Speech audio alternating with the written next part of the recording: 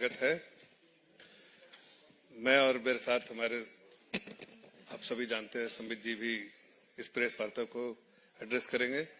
मैं ब्रीफली चंद बात कहूंगा, उसके बाद विस्तार से संबित पात्रा जी इस मुद्दे पे बोलेंगे। आज का मुद्दा है जो आप सभी जानते हैं कि कांग्रेस बहुत बड़ी बड़ी बातें करती है, लेकिन सच पूछे तो घोटालों की सरताज है कांग्रेस। जिस तरह से उसको इनकम टैक्स के मामले में हर कोर्ट पे जाके उन लोगों ने खटखटाया, लेकिन हर जगह कांग्रेस को नाकामी मिली, फटकार मिला। कल भी जो हुआ आप लोगों के सामने है। कांग्रेस पार्टी ने आईटी में ट्रिब्यूनल पे गई, वहां से फटकार मिला। उसके बाद वो दिल्ली हाईकोर्ट का दरवाजा खटखटाया, वहां से फटकार मिली। और जिस तरह से उन्होंने हमारी पार्टी को या सरकार को या जिस तरह से इनकम टैक्स को कटघरे में खड़ा किया, हकीकत है कि कांग्रेस पार्टी एक घोटालेबाज पार्टी है। वो बाहर में तो कुछ और दलील देते हैं, लेकिन जब इनकम टैक्स के मामले में जब कोर्ट के अंदर दलील देनी होती है तो वो दलील नहीं दे पाते हैं। इसलिए कि उन्होंने बहुत सारी कमियां रही हैं, बहुत सारे घोटाले किए हैं और बहुत सारी चीजें जो है छुपाने की कोशिश की है। ये सारी चीजें जो है संबित पात्रा जी विस्तार से आपको इस प्रेस कॉन्फ्रेंस में बताएंगे। Over to Sandeep ji. धन्यवाद बंधु जफर जी, आप सभी का अभिनंदन है। आज का ये जो प्रेस कॉन्फ्रेंस है, ये कांग्रेस पार्टी ने 2 दिन पहले जब राहुल गांधी, मल्लिकार्जुन खड़गे और सोनिया गांधी जी तीनों ने बैठ करके मुख्यतः कांग्रेस पार्टी के अकाउंट को कोट अनकोट फ्रीज कर दिया गया है और देश में लोकतंत्र की हत्या हो गई है। कांग्रेस के अकाउंट का फ्रीज करना देश में लोकतंत्र के हत्या के बराबर है। जो ऐसे शब्दों का प्रयोग किया गया, जैसे उदाहरण दिए गए और जिस प्रकार का माहौल था, तुरंत आदरणीय रविशंकर प्रसाद जी और हमने सभी ने काउंटर में प्रेस कॉन्फ्रेंस किया था। मगर आज विस्तार से ये हिंदुस्तान की जनता है, ये आंखें पढ़ना जानती है, विषयों को समझती है। ये कांग्रेस पार्टी का इनकम टैक्स का मामला क्या है? क्या वास्तव में उनके बैंक अकाउंट्स फ्रीज हो गए हैं? क्या राहुल गांधी जो आज कह रहे हैं कि उनके पास पैसा नहीं है ट्रेन में चलने लायक भी, इसके पीछे हकीकत क्या है? विस्तार से आज भारतीय जनता पार्टी तथ्यों के माध्यम से आपके समक्ष विषय को रखने वाली है। बंधुगण, भारतीय जनता पार्टी एक पॉलिटिकल पार्टी है, आम आदमी पार्टी एक पॉलिटिकल पार्टी है, तृणमूल कांग्रेस एक पॉलिटिकल पार्टी है, वैसे ही कांग्रेस पार्टी भी एक पॉलिटिकल पार्टी है। All the political parties, by the rule of Section 13A of Income Tax Act, उनको टैक्स में एग्जेम्पशन मिलता है। एग्जेम्पशन अर्थात टैक्स पर छूट मिलती है। यह हिंदुस्तान के संविधान का प्रावधान है कि उन्हें टैक्स में छूट मिलेगी और इसमें किसी भी पार्टी के साथ सौतेला व्यवहार नहीं किया जा सकता है। जो व्यवहार भारतीय जनता पार्टी के साथ होगी, वही व्यवहार कांग्रेस के साथ होगा, वही तृणमूल पार्टी के साथ होगा और दूसरे पॉलिटिकल पार्टीज के साथ भी, जो नेशनल पॉलिटिकल पार्टीज हैं, उनके साथ भी वही व्यवहार होगा। आखिरकार ऐसा क्या हुआ कि कांग्रेस पार्टी के साथ जो कोट अनकोट फ्रीज अकाउंट वाली व्यवस्था हुई, कांग्रेस पार्टी के अकाउंट के ऊपर आघात क्यों हुआ? देखिए, यह विषय होता है फाइनेंशियल ईयर 2017-18 का। जो वित्त वर्ष 17-18 था कांग्रेस पार्टी का, उसका असेसमेंट होता है 18-19 में। कांग्रेस पार्टी ने जो भी आमदनी की, जो भी डोनेशंस उनके पास आए 17-18 में, उनको उस पे टैक्स बनता है स्वाभाविक रूप से। तो जो भी टैक्स इत्यादि देना होता है उसका एक डेडलाइन होता है। आप सभी मित्र और हम सब जो मंच पे बैठे हुए हैं, अमूमन सब टैक्स भरते हैं, तो टैक्स का डेडलाइन और टैक्स का एक्सटेंडेड डेडलाइन इस विषय को हम जानते हैं कि जुलाई के महीने में टैक्स भरने का डेडलाइन है, तो ये एक्सटेंड होता है और एक्सटेंडेड डेट भी एक होता है। और एक्सटेंडेड डेट तक भी हम टैक्स नहीं भर पाए तो हमें पेनाल्टी देना होता है, हमें फाइन देना होता है। तो फाइनेंशियल ईयर 17-18 का जो असेसमेंट बना, उसके अनुसार कांग्रेस पार्टी को दिसंबर 31, 2018 ये लास्ट डेट था, ये डेडलाइन थी जब तक उनको अपना टैक्स रिटर्न भरना था। But Congress could not comply with this. Congress party का प्रथम भूल रहा, कांग्रेस पार्टी की मिस्टेक रही कि एक्सटेंडेड डेडलाइन तो छोड़ दीजिए, जो एक्सटेंडेड डेडलाइन होता है, उस एक्सटेंडेड डेडलाइन जो कि 31 दिसंबर 2018 था, तब तक भी कांग्रेस पार्टी टैक्स भर नहीं पाई। वो टैक्स भरी कब? वो टैक्स भरती है फरवरी 2019। Does not comply with the extended deadline. It fills its tax return for the financial year 2017-18 in February 2019. तो एक कानून टूट जाता है। दूसरा एक प्रावधान है, एक रूल है, जो आप सब जानते हैं, पॉलिटिकल पार्टी के लिए बनाई गई है कि कोई भी पॉलिटिकल पार्टी अपने अकाउंट में 20,000 रुपए से अधिक कैश में डोनेशन नहीं ले सकता है।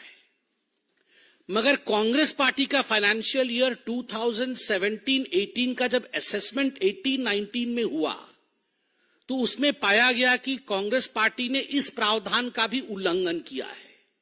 Congress party has not complied with this rule that no political party can receive donations beyond 20,000 rupees. Astonishingly, I don't know why, despite knowing the rules, Congress party had accepted a donation worth 14 lakh rupees. Cash में financial year 17-18 में उन्होंने 14 लाख रुपए donation लिया है, बेनामी donation, जो कि rule number 2 टूटता है। तो 17-18 फाइनेंशियल ईयर में दो प्रावधान को कांग्रेस ने तोड़ दिया। डेडलाइन और एक्सटेंडेड डेडलाइन के अंदर टैक्स रिटर्न्स नहीं भरे, और कैश में जो डेडलाइन और जो लक्ष्मण रेखा थी उसे कूद करके उन्होंने अधिक पैसे डोनेशन ले लिया। और एग्जेम्पशन रूल का 13A में स्पष्ट मानना है कि यदि आप इन प्रावधानों को नहीं मानेंगे तो जो एग्जेम्पशन का कानून आपको दिया गया है, जो प्रावधान एग्जेम्पशन का आपको दिया गया है, वो फैसिलिटी विड्रॉ कर ली जाएगी। तो कांग्रेस पार्टी का जो एग्जेम्पशन दिया गया था एक पॉलिटिकल पार्टी के नाते 13A के अंतर्गत, दैट वाज विथड्रॉन। तो स्वाभाविक रूप से अब कांग्रेस पार्टी क्या कहलाती है? तो इनकम टैक्स के नोमेनक्लेचर में कांग्रेस पार्टी अब एक एसोसिएशन ऑफ पर्संस कहलाती है, and it would be subjected to normal tax liability. एक group of association of people है, और एक एसोसिएशन ऑफ पीपल जब कोई ट्रस्ट इत्यादि इत्यादि चलाते हैं तो उनका जो टैक्स लायबिलिटी होता है, नॉर्मल टैक्स लायबिलिटी होती है, वो नॉर्मल टैक्स लायबिलिटी के ब्रैकेट में कांग्रेस पार्टी आ जाती है। अब आ जाइए आप जुलाई 2021 में। जुलाई 2021 में टैक्स असेसमेंट होता है कांग्रेस पार्टी का, और टैक्स असेसमेंट, जो टैक्स रिटर्न जो कांग्रेस पार्टी करती है, उसके असेसमेंट के आधार पर पार्टी का रिटर्न डिमांड बनता है 105 करोड़ रुपया का। 105 crore rupees was raised following the assessment of the party's return. तो 105 करोड़ रुपए का रिटर्न बनता है। तो कांग्रेस को भारत के आयकर विभाग को 105 करोड़ रुपया डिपॉजिट करना था। अब वो एग्जेम्पशन उनको मिलने वाला नहीं है, क्योंकि वो एग्जेम्पशन से बाहर हो चुके हैं।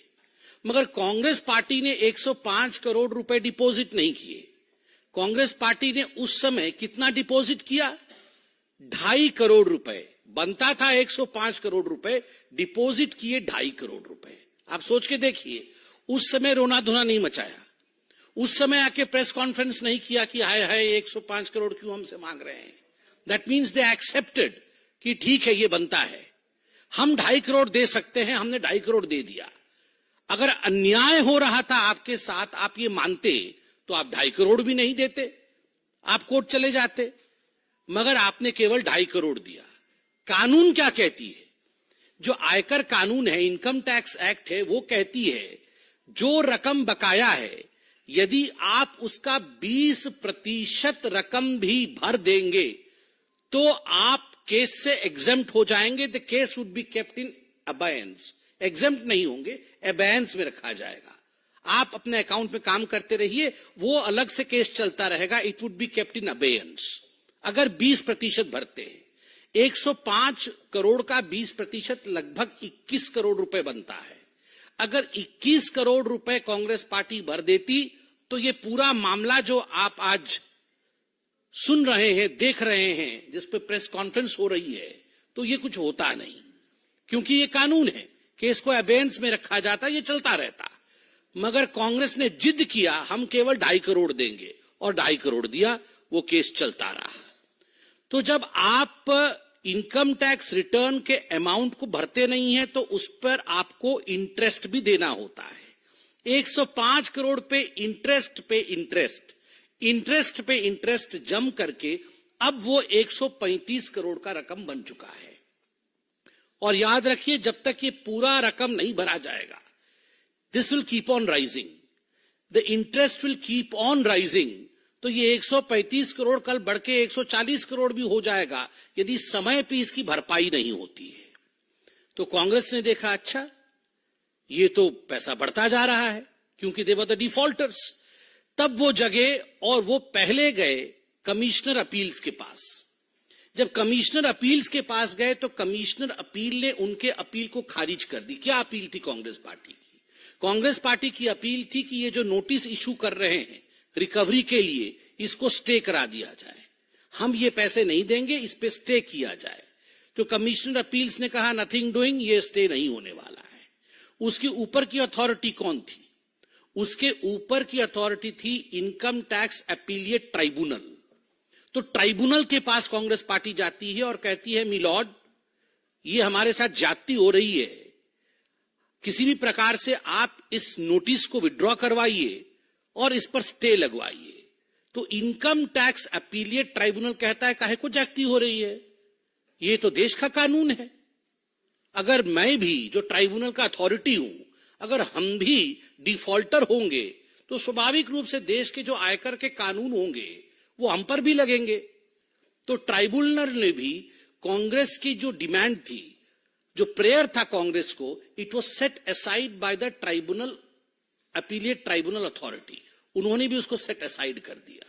तो आनंद फानन में कांग्रेस पार्टी के बड़े बड़े वकील तुरंत पहुंचते हैं दिल्ली हाई कोर्ट, और दिल्ली हाई कोर्ट में जाकर उन्होंने कहा कि ये जो इनकम टैक्स अपीलिएट ट्राइब्यूनल है, इन्होंने गलत जजमेंट दिया है, आप ये इनकम टैक्स अपीलिएट अथॉरिटी के जजमेंट को खारिज करिए, नोटिस को स्टे करिए। दिल्ली हाईकोर्ट ने पूरा विषय सुना, एडवर्स रिमार्क दिया।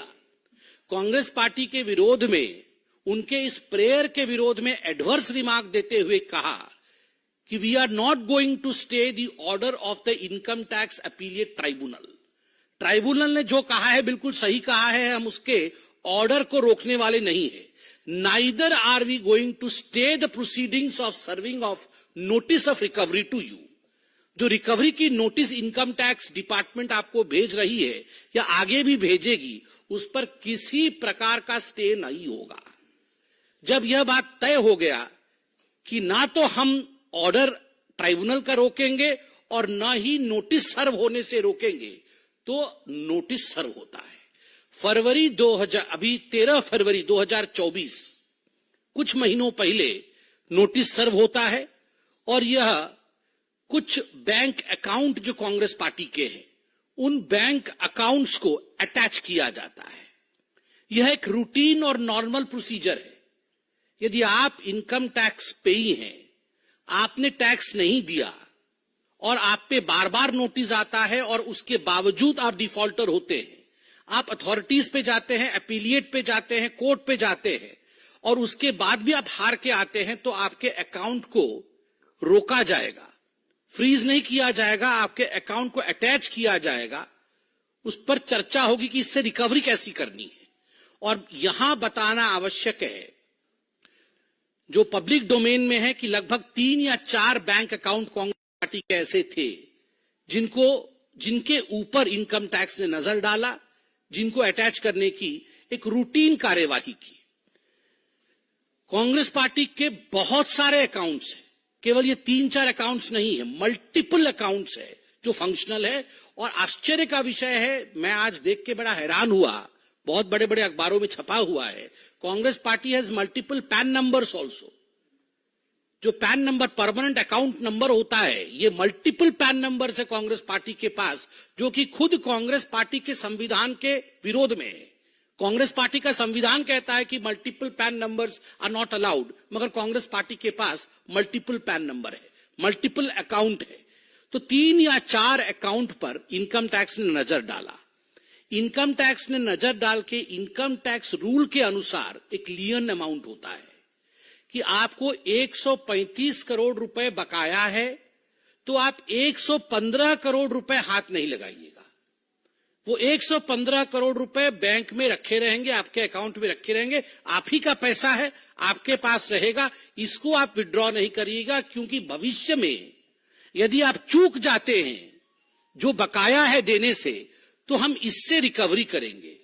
ये कानून है, ये आपके साथ भी हो सकता है, मेरे साथ या जफर भाई के साथ भी हो सकता है, यदि हम डिफॉल्टर होंगे।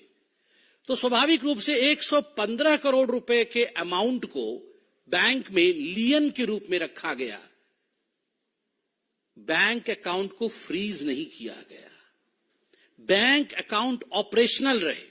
आप उसमें जमा करना चाहते हैं, जमा करिए, आप उससे विड्रॉ करना चाहते हैं, विड्रॉ करिए, मगर 115 करोड़ जस का तस रहना चाहिए। उसके बाद जितने करोड़ हैं वो आप विड्रॉ करिए, जमा करिए। चेक आती है डोनेशन में, आप उसे जमा करिए, आप उसे विड्रॉ करिए, किसी ने मना नहीं किया है। किंतु 115 करोड़ रुपए, क्योंकि आप डिफॉल्टर है, और ये देश का एक स्टैंडर्ड प्रोसीजर है टैक्सेशन मैटर्स में, this is the standard procedure in the taxation matters of this country according to the IT Act। तो स्वाभाविक रूप से ये जो सेंस ऑफ एंटाइटलमेंट है कांग्रेस पार्टी की, ये क्यों है? आज भी मैं अखबारों में देख रहा था कि कांग्रेस पार्टी के पास जो अमाउंट है वो 1000 करोड़ रुपए का अमाउंट उनके अकाउंट में है, 1000 करोड़ रुपए का अमाउंट। और 1000 करोड़ रुपए के अमाउंट के साथ साथ लगभग 500 करोड़ रुपए का फिक्स्ड एसेट है। और ये राहुल गांधी कुछ बोल रहे थे, ट्रेन में जाने का पैसा नहीं है, ट्रेन में जाने का पैसा नहीं है। हर दिन तो मैं चार्टर्ड फ्लाइट में देख रहा हूं और बोल रहे ट्रेन में जाने का पैसा नहीं है। कोल स्कैम 1,80,000 करोड़ रुपया, याद है ना? भूल गए हैं, बहुत दिन से एक कोल स्कैम के ऊपर प्रेस कॉन्फ्रेंस नहीं हुआ था। 1.8 lakh crore worth coal scam. 2G spectrum 1.76 lakh crore 2G spectrum. Chopper scam 3600 crore worth chopper scam. CWG scam 70,000 crore 70,000 crore worth chopper scam. National Herald scam 5,000 crore worth National Herald scam. इनको अगर टोटल कर दिया जाए तो कैलकुलेटर भी फेल हो जाएगा, कैलकुलेटर में भी ये सब जगह नहीं होने वाले हैं। उसके बाद वो बोल रहे हैं कि उनके पास ट्रेन में जाने लायक पैसा नहीं है। Rahul Gandhi, the accounts of the Congress party have not been freezed. They are operational. But there are certain rules in the laws and the bylaws of the IT Act which has to be followed by every single citizen, every organization and every political party of this country. हर व्यक्ति, हर संगठन और हर political दल को यह जो कानून बनाया गया है, ये जो प्रावधान है IT एक्ट के, उसे मानना ही पड़ेगा। हम सब बाध्य है, बंधे हुए हैं कॉन्स्टिट्यूशन से। Why do you or Mrs. Sonia Gandhi feel that you are above the Constitution of India? This is the question which is extremely important, and I believe Rahul Gandhi, after this detailed press conference of ours, income tax के बाद के विषय में जो ये detailed press conference हुआ है, राहुल गांधी इसका एक टेक्निकल जवाब देंगे, पॉलिटिकल जवाब नहीं देंगे। धन्यवाद।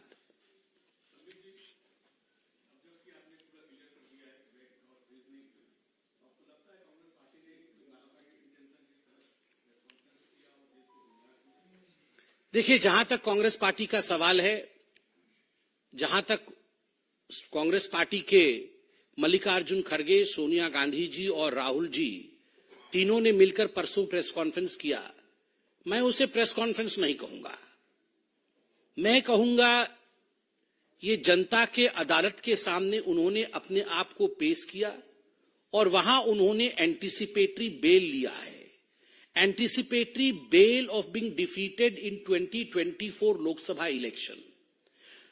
2024 के इलेक्शन में हम बुरी तरह हार रहे हैं और जनता की अदालत में उन्होंने गलत दलीलों के माध्यम से एक एंटीसिपेटरी बेल लिया है। मुझे तो आश्चर्य लग रहा है, बेचारे 83 इयर्स के हो गए मल्लिकार्जुन खड़गे, वो चुनाव भी नहीं लड़ रहे हैं क्योंकि वो कह रहे हैं कि मुझे पूरे देश में घूमना है, मैं 83 इयर्स का हूं, ईश्वर उन्हें दीर्घायु करे, चिरंजीवी हो वो। दोनों तरफ, एक तरफ सोनिया जी, एक तरफ राहुल जी। मैंने निगाहें पढ़ ली है, मैंने निगाहें पढ़ी, ढूंढ लिया है अभी से ये किसके माथे पे ठीकरा फोड़ना है। राहुल जी भी वैसे ही देख रहे थे और सोनिया जी भी वैसे ही देख रही थी, ठीकरा तो यही फुटना है आगे। अब ये मल्लिकार्जुन खड़गे जी को अपने आप को भी बचाना है, उनके सर के ऊपर ठीकरा फोड़ने जा रहा है।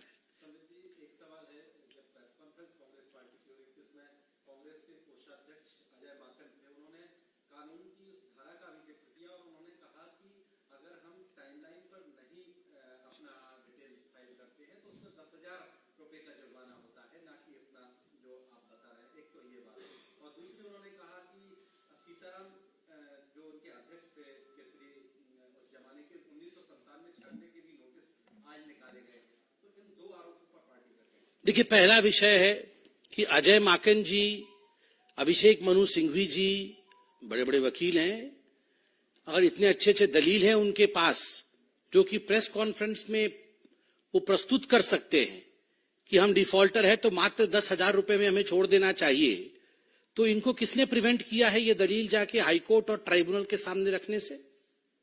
अरे अजय माकन जी को भेजना चाहिए था ना, मल्लिकार्जुन खड़गे जी को, कि अजय जी आप जल्दी जाओ, ट्राइब्यूनल के सामने प्रस्तुत हो, जल्दी जाकर दिल्ली हाईकोर्ट में ये सब बातें बताओ जो प्रेस कॉन्फ्रेंस से बता रहे हो कि इन प्रावधानों के अंतर्गत ऐसा होता है। तो नहीं बता पाए हैं, अर्थात केवल और केवल झूठ का पुलिंदा यहां रख रहे हैं। कोर्ट में दूध का दूध और पानी का पानी हो रहा है, सच्चाई कोर्ट में है और यहां सब बोल बच्चन है। मर्डर कभी भी हुआ हो, जब गुनहगार पकड़ा जाता है तभी से काउंटिंग शुरू होती है। ऐसा नहीं है कि I will murder today and if you catch hold of me after 20 years मैं पाक साफ हो जाऊंगा।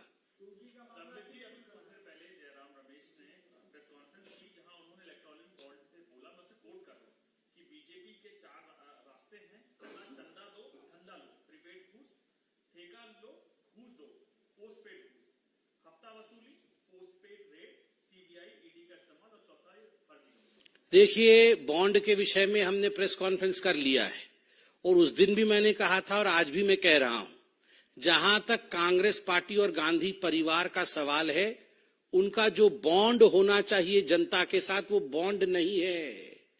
लाख कोशिश कर लीजिए, राहुल गांधी कितनी भी यात्रा कर लें, कितनी भी पता नहीं कौन सी खाट यात्रा से लेकर कितनी यात्रा वो कर चुके हैं, मगर वो बॉन्ड बन नहीं पा रहा है। जब तक जनता के साथ बॉन्ड नहीं होगा आपका कुछ नहीं होने वाला है। और 4 दिन से मैं देख रहा हूं एक ही शब्द का प्रयोग हो रहा है, इलेक्शन कमीशन के पास भी जाके वही रोना, प्रेस कॉन्फ्रेंस में भी वही रोना। लेवल प्लेइंग फील्ड क्या होता है जी? ये level playing field, level playing field का मतलब होता है आप आके डेवलपमेंट के फील्ड में, डेवलपमेंट के पिच पे खेलिए ना। आप अगर भ्रष्टाचार के पिच पे खेलेंगे, आप अगर करप्शन के फील्ड में खेलेंगे और कहेंगे हमें लेवल प्लेइंग फील्ड चाहिए, ऐसा तो नहीं हो सकता है ना कि पुलिस और डकैत दोनों बोलेंगे हमें लेवल प्लेइंग फील्ड चाहिए। एक भागेगा, एक पकड़ेगा। जिन्होंने भ्रष्टाचार किया वो भागेगा और जो भ्रष्टाचारी नहीं है वो पकड़ेंगे।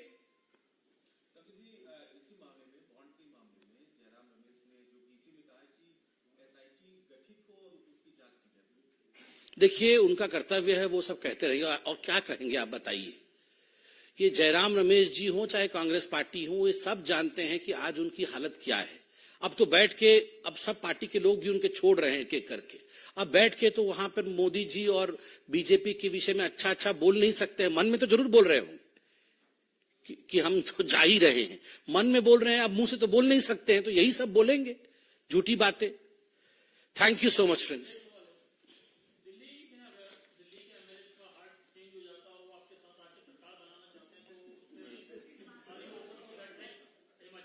मतलब हार्ट ट्रांसप्लांट, देखिए अभी अभी अभी ये विषय हार्ट का बाद में देखेंगे।